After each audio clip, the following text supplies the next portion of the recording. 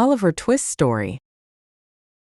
Here is a summary of the novel Oliver Twist, by Charles Dickens. Superscript 1 Superscript 2 Superscript 3.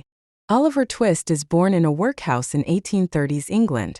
After the other boys bully Oliver into asking for more gruel at the end of a meal, Mr. Bumble, the parish beadle, offers £5 to anyone who will take the boy away from the workhouse.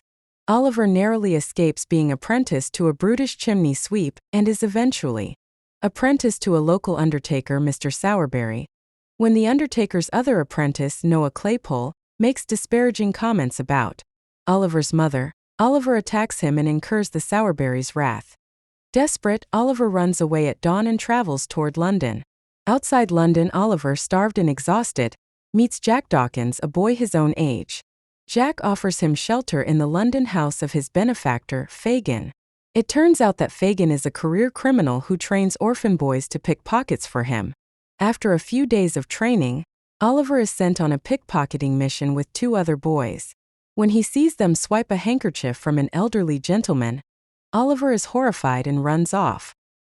He is caught but narrowly escapes being convicted of the theft. Mr. Brownlow, the man whose handkerchief was stolen, takes the feverish Oliver to his home and nurses him back to health. Mr. Brownlow is struck by Oliver's resemblance to a portrait of a young woman that hangs in his house.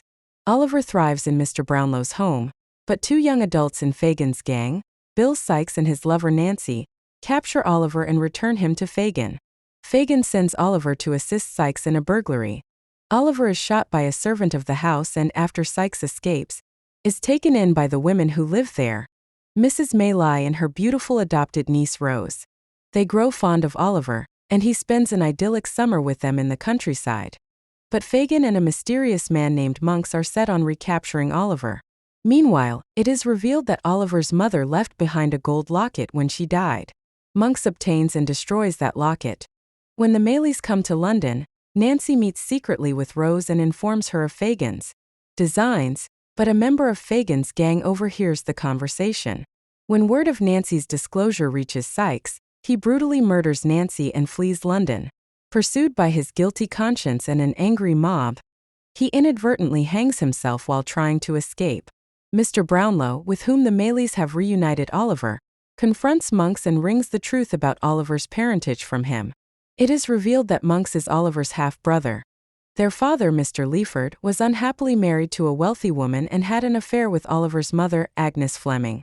Monks has been pursuing Oliver all along in the hopes of ensuring that his half-brother is deprived of his share of the family inheritance.